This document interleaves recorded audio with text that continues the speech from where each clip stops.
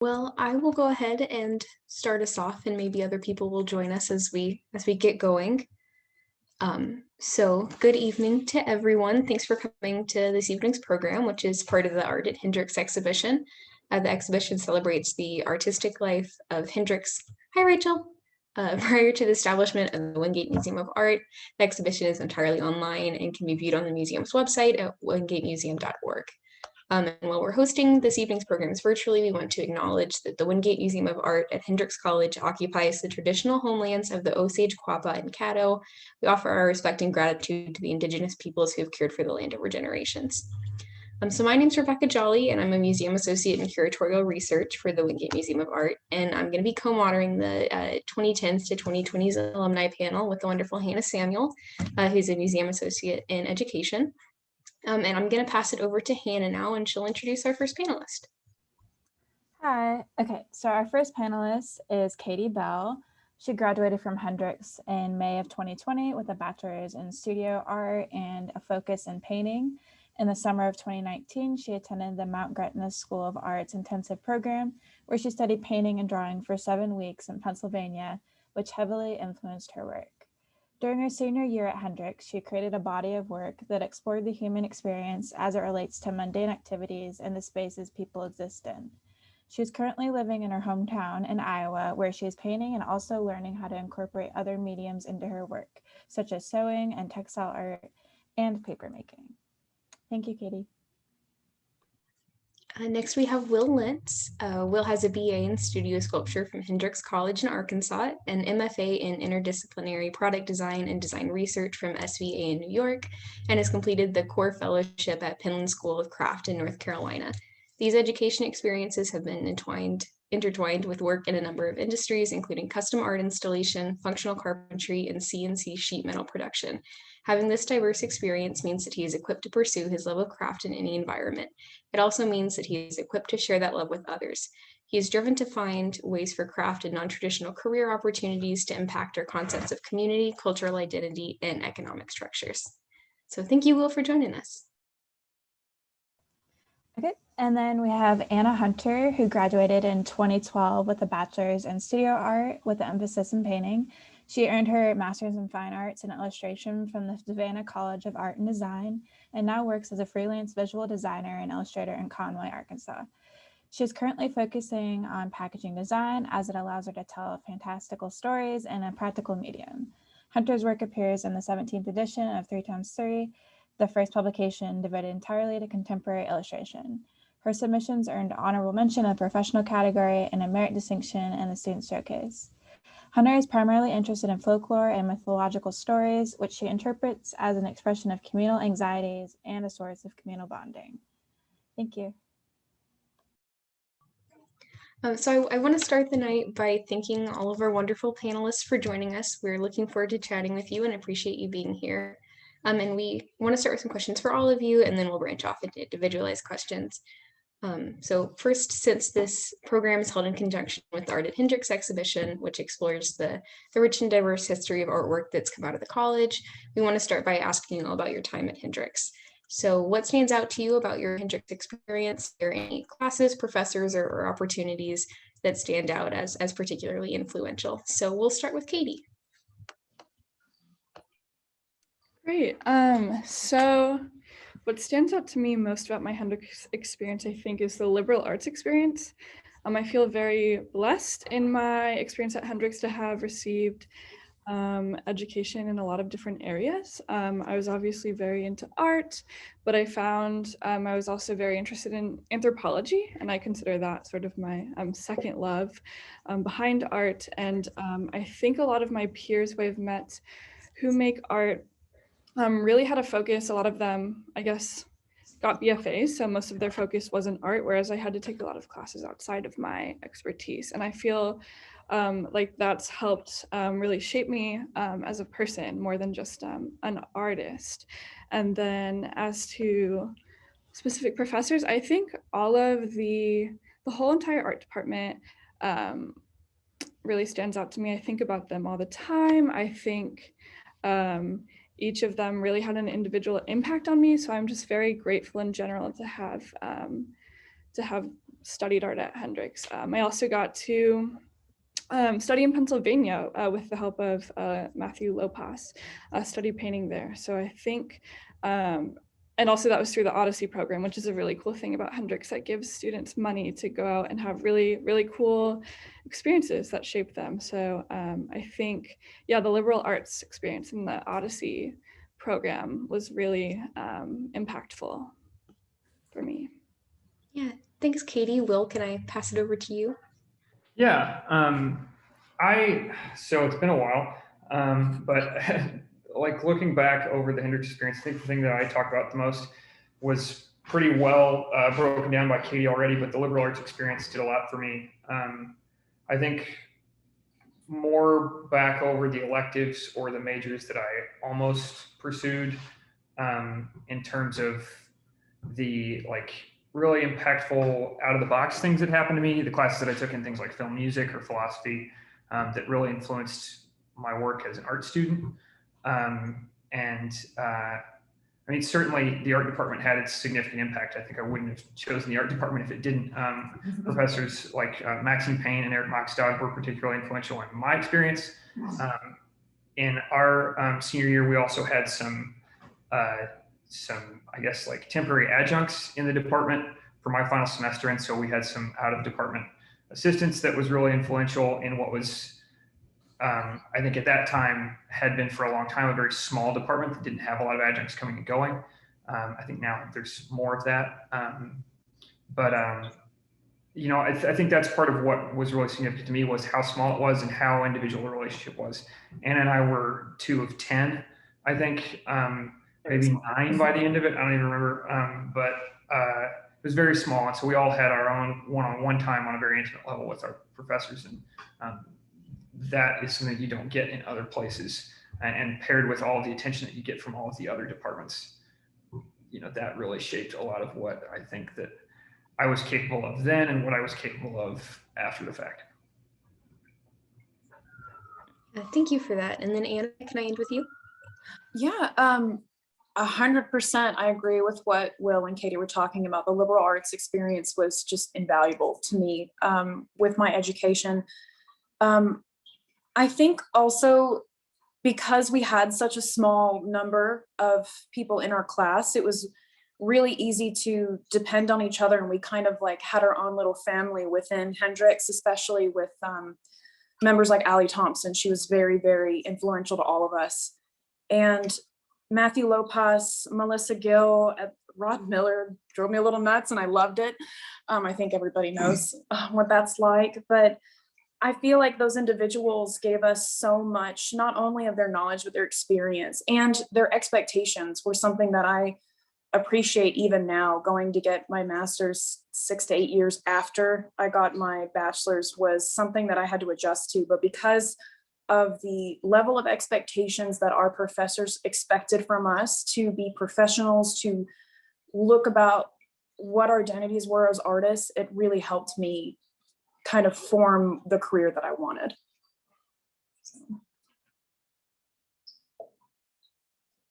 Awesome. Thank you all for that. So our next question would be, what did you do after you graduated Hendrix and what are you doing now? So just like a little update on your lives. If you want to start out, Katie, again. Well, for me, I just literally graduated in 2020 during the pandemic, which was very crazy. And so right after that, I went to Montana and I worked at Glacier National Park, just in a cafe there. And now I'm here, and that ended in October, and now I'm here back in Iowa and I'm just making art. I feel like I haven't really had the chance to have many experiences. I'm going to be probably applying to grad school the next couple of years, but right now I recently started renting a studio, which I'm in right now, which is a really cool opportunity and space to make art. So pretty much all I've done since I graduated was just been working and making art, because it's really only been what feels like it's like less than a year ago. So trying to get my feet going, I guess. Yeah. Awesome. Thank you. What about you, Will? What have you been up to after you graduated? Well, right after I graduated, I think I spent the summer applying for jobs anywhere. We came out of, we went into undergrad before anybody really knew what the recession was going to do. It had only been a year, I guess, and we came out, having all these urges that hadn't really changed over the course of like systemic urges that hadn't really changed over the course of our time in undergraduate. And so, but the market had already changed. And so with a liberal arts degree, specifically with an art major and looking for jobs in any kind of technical capacity, I realized that I didn't have the skills as a maker that I wanted to have. Hendrix's art department is fantastically equipped, but again, as we talked about, the teacher pool makes for more intimate gathering, but it also limits the amount of depth that you can get. And if you are scattered across materials like I was in ceramics and metalwork and woodwork and kind of trying to do a little bit of everything, I never really had the time to do the personal study to dig deeply in any one of those things. And so I wound up deciding to apply for the core fellowship at Penland School of Craft, kind of on the urge to learn more skills as a craftsperson. And I kind of ran with that as far as I could. And after I left that program, I realized that I really needed more contemporary skills as well. And so I pursued a master's degree in product design and kind of put together this odd smattering of skills that now I am using as a professional craftsperson. And that's what I do when I'm not making artwork. And I've only recently been making artwork for like the last 2 years. I took a lot of time to pursue more studies and pursue work. I kind of dug into the art fabrication industry in art and design fabrication in New York. And that was what I was doing for a while. And that's just a total grind, but it is addicting in a lot of ways because you are contributing to so many amazing projects, but you are kind of at the bottom of the barrel doing that to be able to do the physical labor. And so it's a trade-off, but today I have my own studio in my basement here in Richmond. I work at the Virginia Museum of Fine Art in the wood shop there, which is largely making pedestals and casework and all kinds of things for putting on huge shows that go into that. We just installed a huge Egyptian exhibit last year and are doing a new sort of like Southern contemporary art and modern art exhibition this year. And all this is like casework and all these things. And so I've grown really fascinated in becoming a part of that support system for the art world. And that's kind of what I'm doing now and really just focusing on developing more of a place in that support system. And long-term, that's what I would like to do, maybe in a different capacity, focus on education and craft education and alternative career paths. But yeah, that's kind of, and that supports all of the work that I do in the basement studio. That's awesome. Thank you so much for sharing all of that. Anna, what about you? What have you been up to since you've graduated?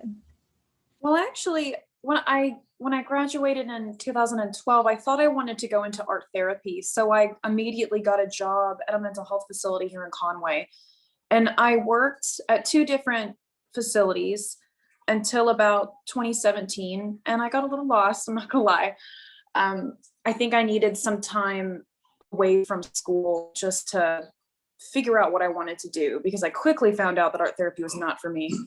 And then something happened in my family and it really caused me to evaluate what I really wanted in my life. And that came back to illustration. So I started looking at grad schools and I had a giant list of 30 narrowed down to 10, narrowed down to 5. And then I finally settled on SCAD. And then I moved to SCAD and learned a lot and started my freelance business. And that's what I've been doing since then. I think the only goal I had was to work and to do what I loved and find ways to apply that to a job. And so that's kind of where I'm at right now. Great, thank you all for those answers. So now we'd like to ask you all some individual tailored questions. Katie, starting with you, if that's okay. So first, you worked for the Wingate Museum of Art during your senior year. So Hannah and I would love to hear your experiences with the museum taught you, and maybe what you learned there that's been particularly influential as you're beginning to establish a career. Yeah,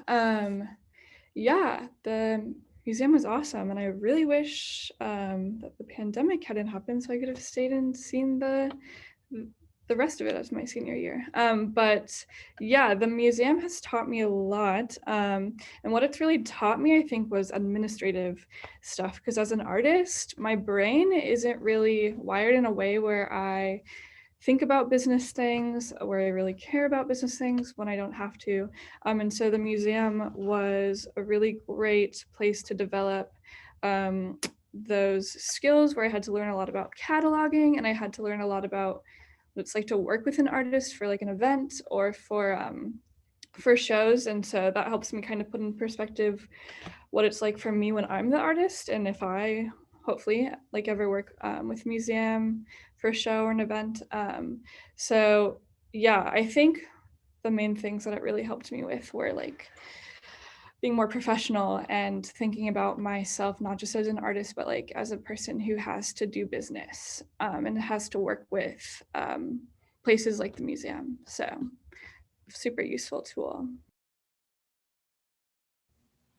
Okay, so our next question would be, how would you describe your painting technique and how did you come to adopt it, Katie? So I'm going to share, I have found a few of your pieces and I'm going to screen share some of them for while you talk about that. Sure. Yeah, it's kind of hard to talk about painting, especially because I feel like as a young painter, it's hard to like see my work from a point of view where I can describe it. But I would say that I think about myself and my work in a very loose way, where I like to make work.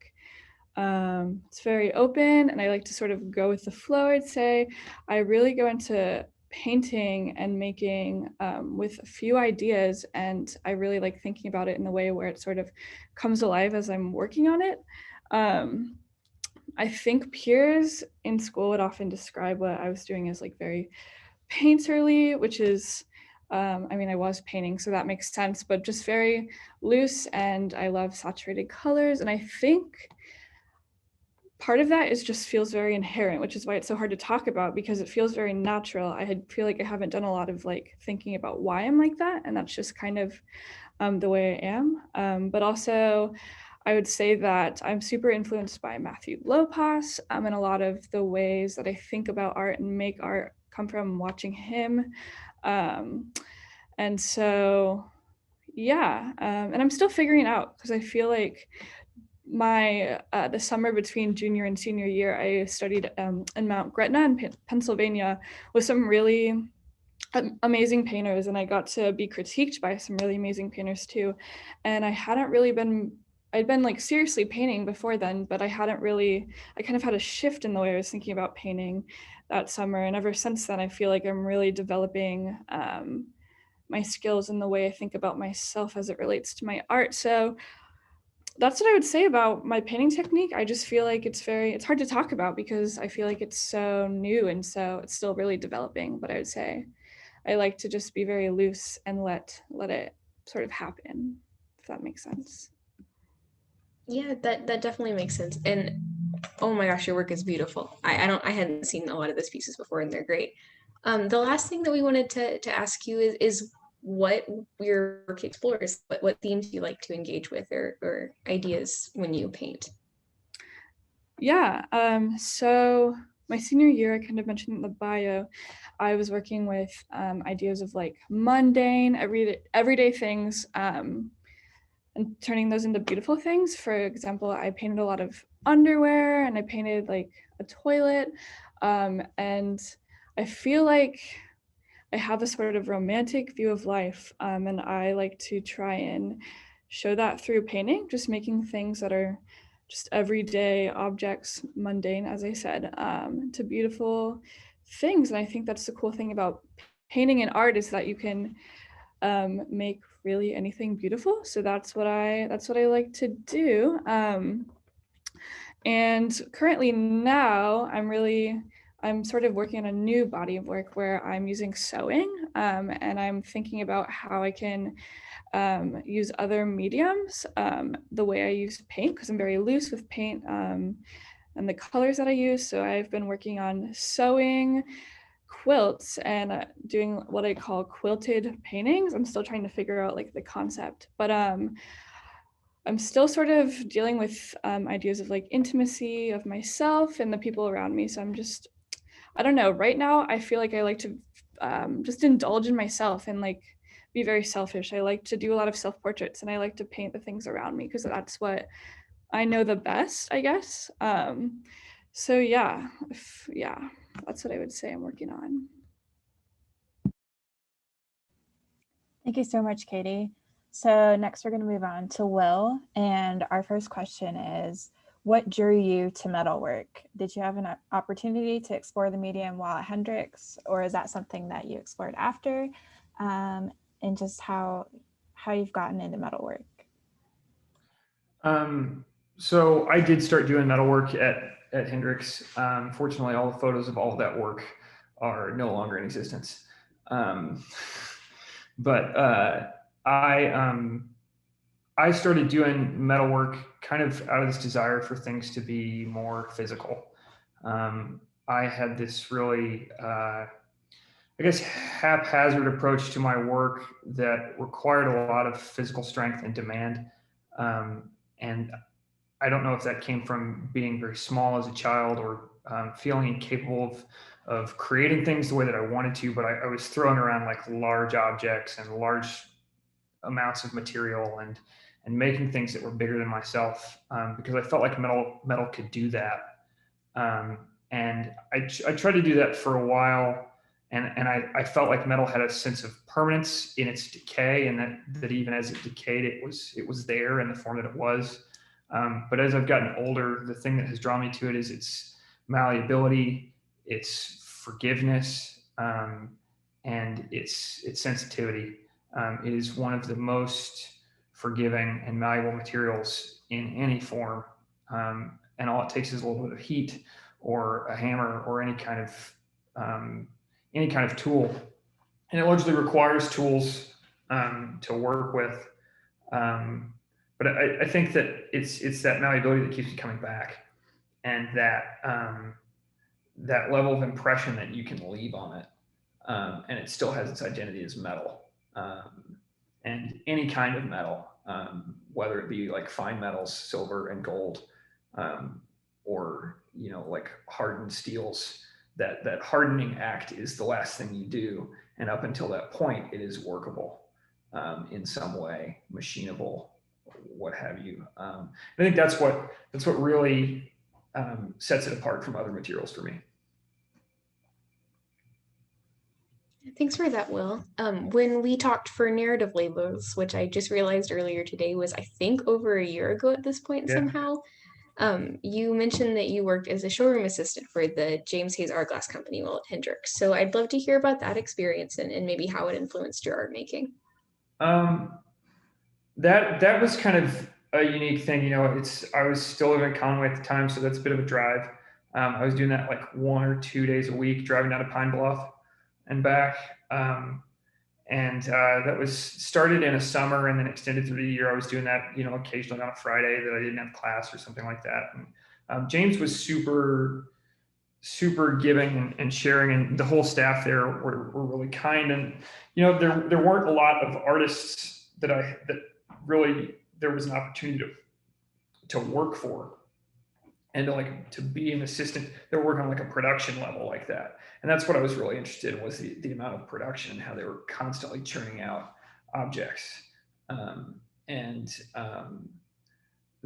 odd thing is I thought that I was going to be so into it. And I originally went in as a welder, and I learned that I was not as good a welder as I thought I was. I originally went in to do metalwork and wound up working in the glass shop and making jewelry and doing a lot of cold work. And what I realized is that I don't like glass.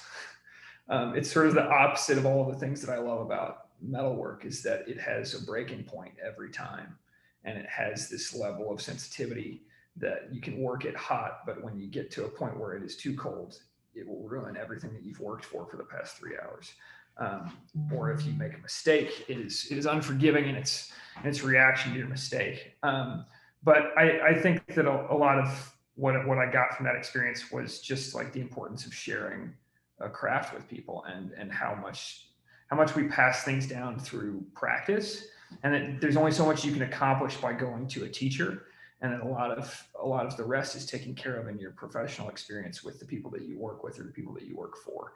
And there's so many more things that you can glean from that. I learned a lot about business from working with James, things that I cared about in business that he didn't do, and things that I cared about that he did do.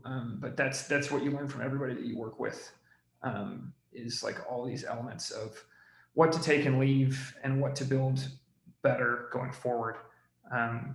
And you learn how to take some things without taking others, because that's what it takes to figure out what works for you. And those were all that was a really good time for me to learn a lot about what kind of business I wanted to have. And I don't think I realized how much until later in life. Our last question for you is, what are the primary themes that your work explores personally? Well, so the metalwork, which is primarily what you're seeing now, the most recent body that's on my website and kind of some of the stuff that I submitted to you guys is largely hollow forms made out of sheet metal, inflation related. And for those of you who don't know, inflation is a practice of taking either hollow or flat sheet metal structures that are pretty rigid, heating them up in one position in a furnace, and then injecting them full of air and expanding them. So the piece that you see like in front of you now was a flattened accordion, and those folds weren't visible before it was full of air.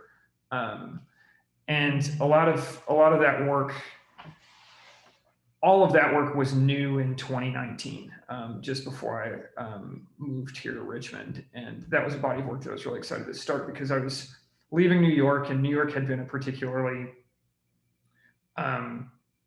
for as busy and big as it was a particularly isolating experience for me socially.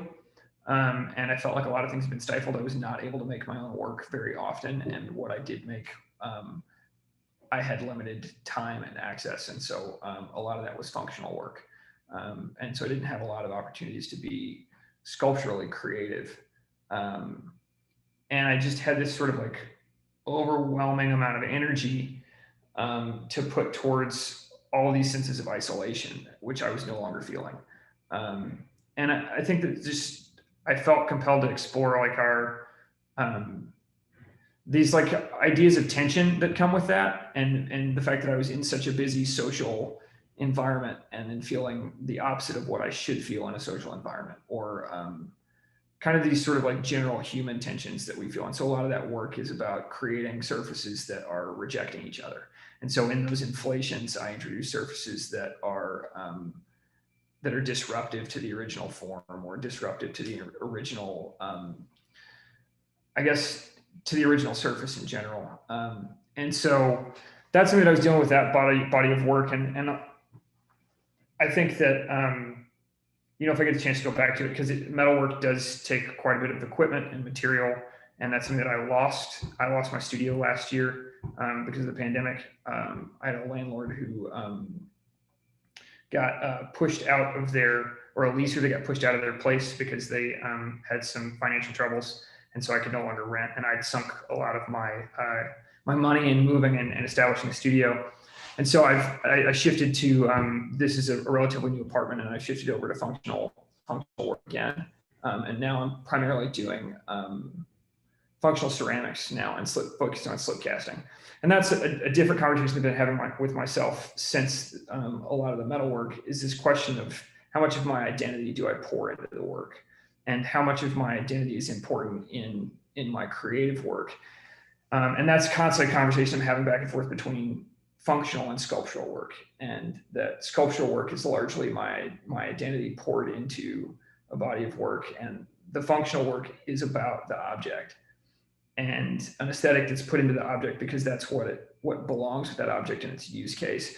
And so a friend of mine and I, we talk a lot about whether or not to sign our functional work. And this comes down to a lot of like whether or not that work belongs to you or belongs to the person that has purchased the work, whether the object's identity is your identity or its own identity within the context of its use. And that's something that I think a lot about right now, in not being able to make sculptural work because of space access and equipment access. It's like what happens when that thing that you pour your personality into gets taken away in favor of the thing that you want to pour your like functional interests into and the aesthetic that you want other people to experience, as opposed to like wanting people to experience you. I don't necessarily want people to experience me in a functional object, but given its own identity. And that's kind of an ongoing conversation that I have with that work. But that's kind of what I'm working on now. And there's no photographs really. If you follow me on Instagram, there's occasionally some greenware, but I haven't fired anything yet. So.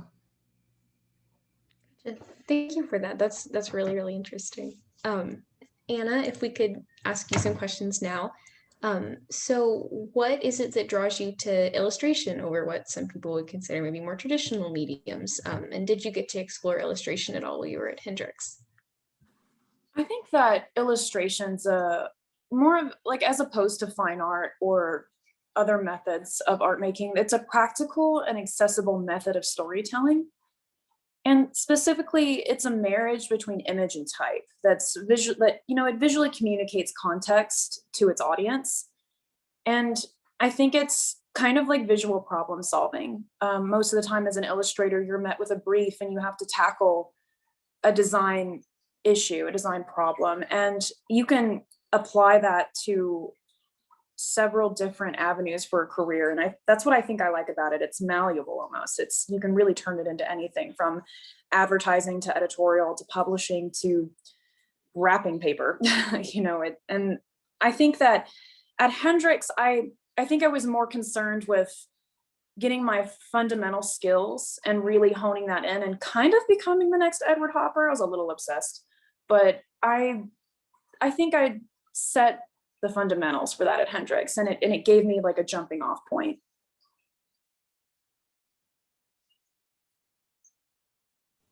Okay, and then our next question is, what has been your favorite packaging design that you've done, and how does that process usually work for you?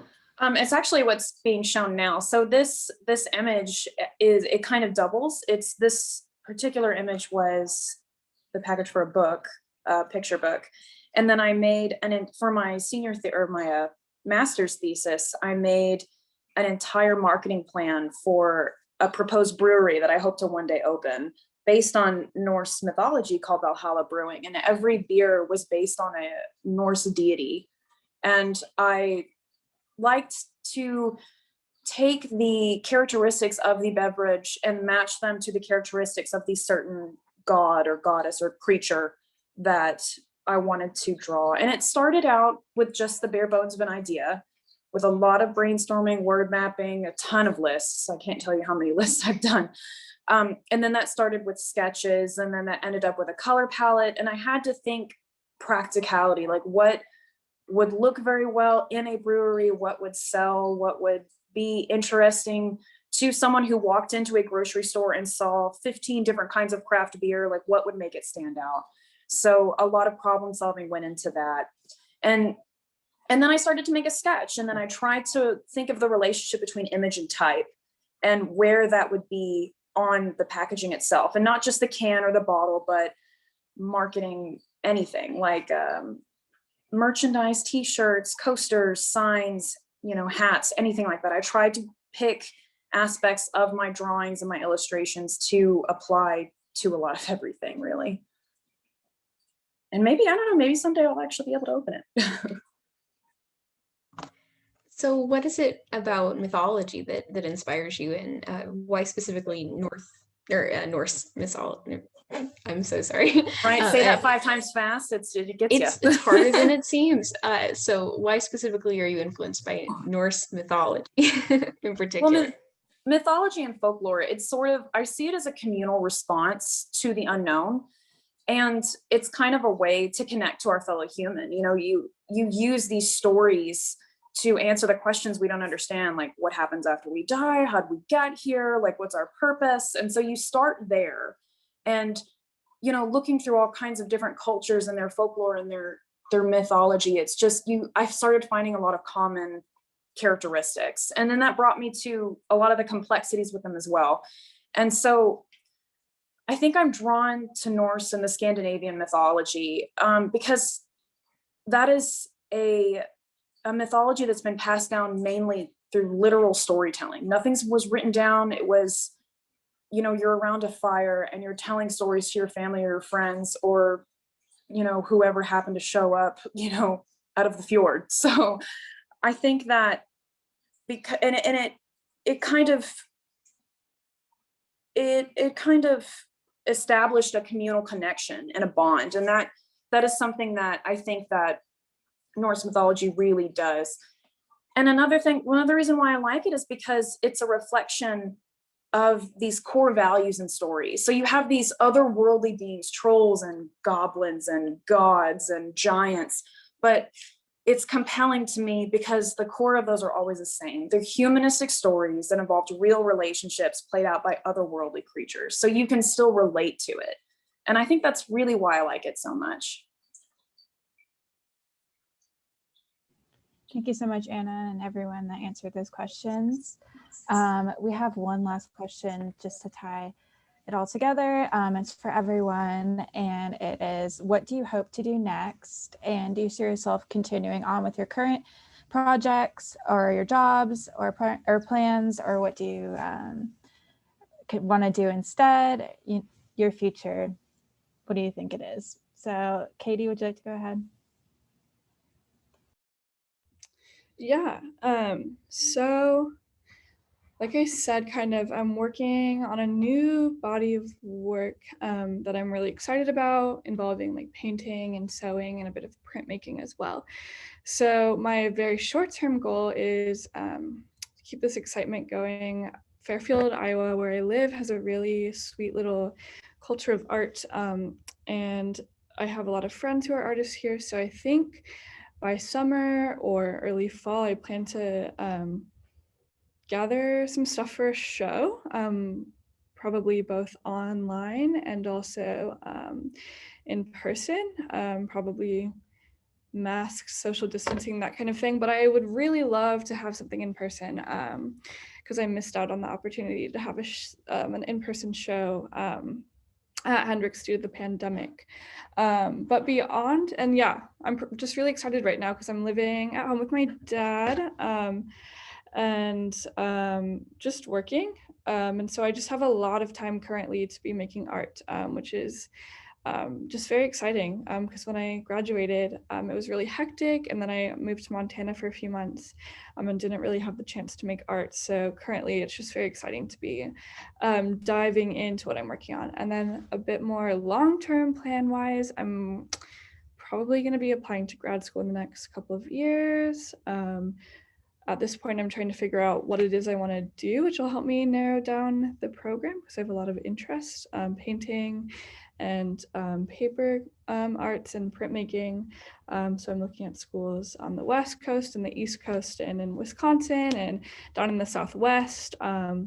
So yeah, just looking to see how I can continue making art and where that can take me. So yeah.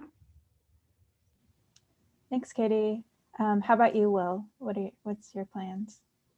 Well, so I've only been working at the Virginia Museum of Fine Art in the woodshop here for about a year.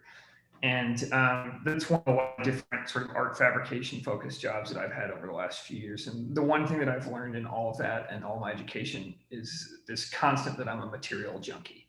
I will pursue any kind of like new method of making things or any new opportunity in any different material. And one of the things that I realized a few years ago, looking back on Hendrix and some of the things that that I've done career-wise, different jobs that I've had, is that I never really felt like I had a sort of like non-fine art, like never really had a push towards any opportunities that were non-fine art ways to use an art major. And one of the things that I've realized is there are all these career opportunities out there for artists, art majors, craftspeople who train to do this stuff and don't wind up capable of, or don't wind up with the right opportunities to do it successfully as a living, you know, and to be a full-time artist or a full-time craftsperson. And the reality is that for every, you know, for every 100 art majors out there, there are a lot less like successful studio artists than we would like to think, or than we would hope. And one of the things that I've grown passionate about is encouraging people to look at all these other opportunities, start design businesses, start ways of using their creative skills to do things that are not necessarily art, because we all have these capabilities that don't present that way. And so one of my long-term goals right now, and one of the reasons that I moved to this area, is because I'm interested in an area that is kind of like ready to see a lot of that. There's a lot of industry here and a lot of people pursuing creative businesses that are in custom fabrication of all kinds, that are focused on STEM or focused on art or focused on like traditional industrial crafts. And I think there's an opportunity to start an education opportunity that is in the line of something like a traditional craft school or a residency, et cetera. And that's kind of my long-term goal, is to expose people to more of these skills that are career skills, and helping people realize that these are career skills that are beyond just being a studio artist. And so that's kind of one of my like community goals going forward. In the meantime, I am continuing to work in the studio and build on my own functional craft, and attempting to get to a point where I can return back to the sculptural craft as well. So. Awesome, thank you. How about you, Anna? I think short term right now, I'm going to continue my freelance life. The work is not as steady as I would like, but I'll get there. Long term, I would love to make that brewery happen. And I would also really, really love to do book covers. That's something I've always really wanted to do, and to make my own wrapping paper, which I'm actually currently working on. I've also been commissioned to do a mural here on Oak Street. So I'm going to try and, you know, dabble into that and see how it goes. I'm really excited about it. So I think I'm going to try to look for any opportunity to use illustration that I possibly can. So that's my overall goal.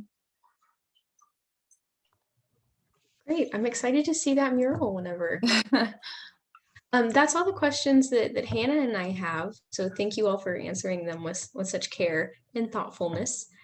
Does anyone in the audience have any questions for anyone before we call it a night? You can type in the chat, raise your hand, just talk.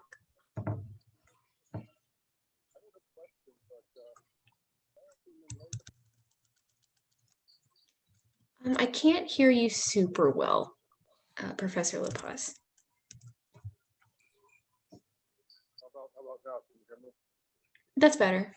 I'm sorry I came in late, everybody. I'm going to watch the talk. It's great to see people. I don't feel like I can ask a question.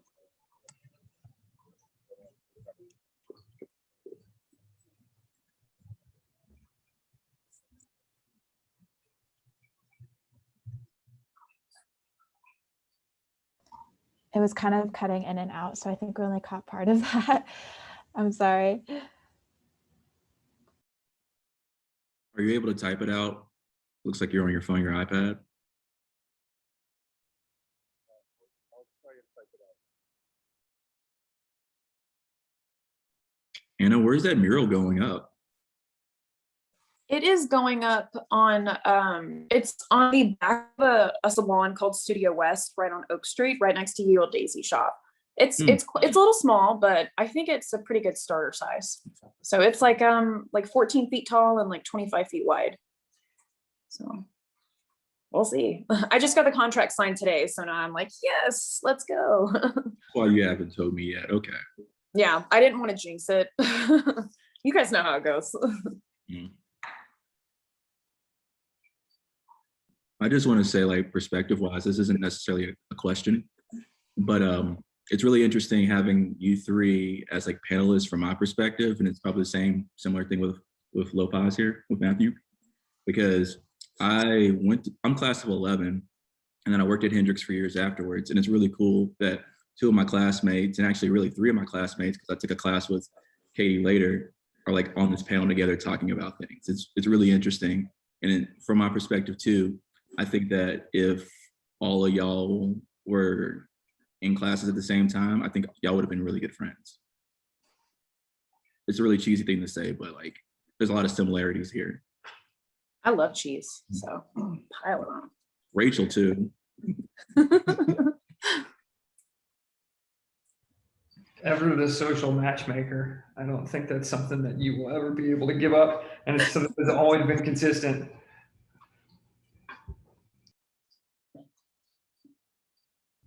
Sweet. Well, any last questions, comments from anyone before we call it a night?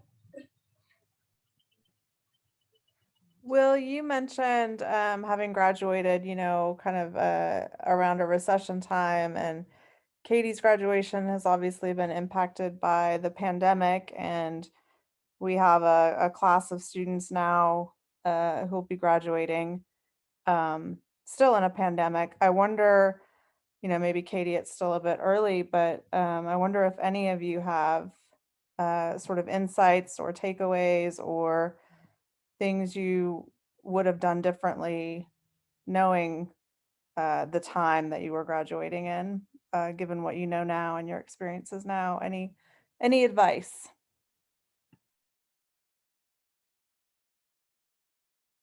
Well, I'll chime in if you don't mind. I think the key is patience. I've seen a lot of people thrive with businesses like Anna's over the last 10 years, coming out of any economic conditions, because they were patient and waited for the right time to really drive forward. I think that there is, from what I can see about the way the local economic relationship to art and craft is happening here in Richmond, there's a huge push for work like the kind of work that Anna does. And there's like this huge amount of like patience in the community as well, people waiting until they can have open public access to these things.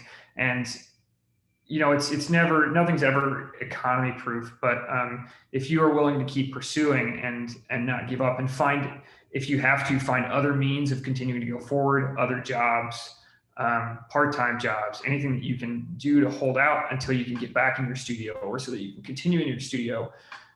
People always come back around to art and physical and digital means of like this emotional care that artists and craft people provide. It is sort of inherent in like the need for storytelling that people have, because that's one of the things that artists offer. And so I would just say like be patient and continue to strive for it, because it will come back around. And if you continue to plug at it, you will find some way to create value out of your work, even if you are struggling in galleries, or even if you are struggling to make sales or struggling to get noticed.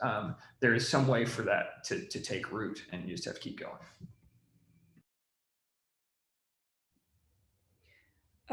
Yeah, I agree with that, definitely. And I think it's hard to give advice because I feel like it was really hard graduating in 2020, and I would say in a lot of ways I obviously succeeded. Like I graduated, I had work, but in some ways I felt like I was really going under. It was really hard to make art and then communicate via email and finish up my show that way. But I think what got me through it, and what probably gets all of you through it, is just like love of art. And so I feel like I think that is always what remains.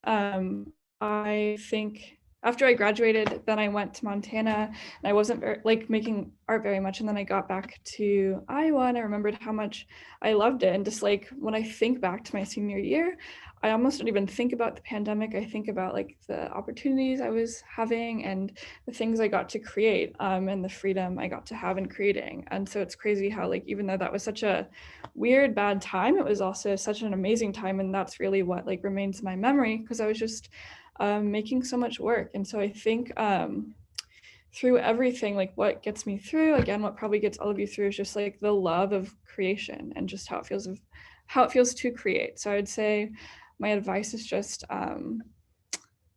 just let that passion sit inside of you and create when you can, because I feel like it can be definitely hard in these times to have motivation to do it or have time or the resources to do it. But when you can do it, definitely do it, because it definitely got me through, just like the ability to make things. So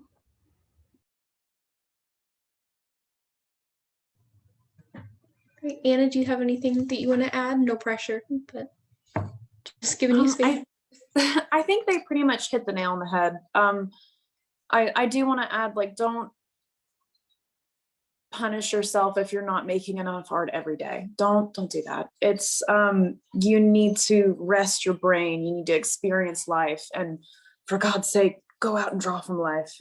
Matthew's been telling me that for years, and it's been like kicking me in the head. Then I went to SCAD and they hammered it even further. So if you find yourself not being able to create and being burnt out, just go to the park and sketch nothing and just let it be, and then take a break and then come back to it with a restful mind, and you'll be fine.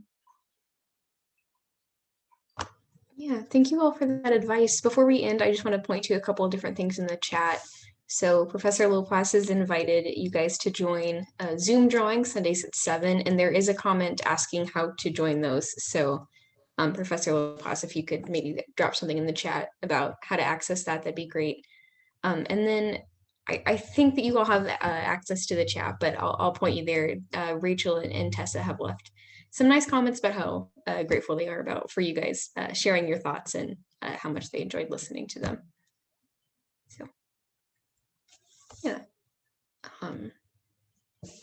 I want to make sure we get instructions for Zoom drawing night before before I end things, just so things don't disappear on people, if that's possible.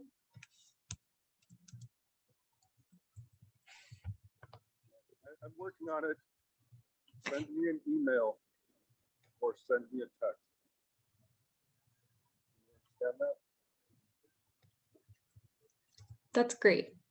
Sweet. Thank you all again for either coming and listening to our panelist or for being a panelist.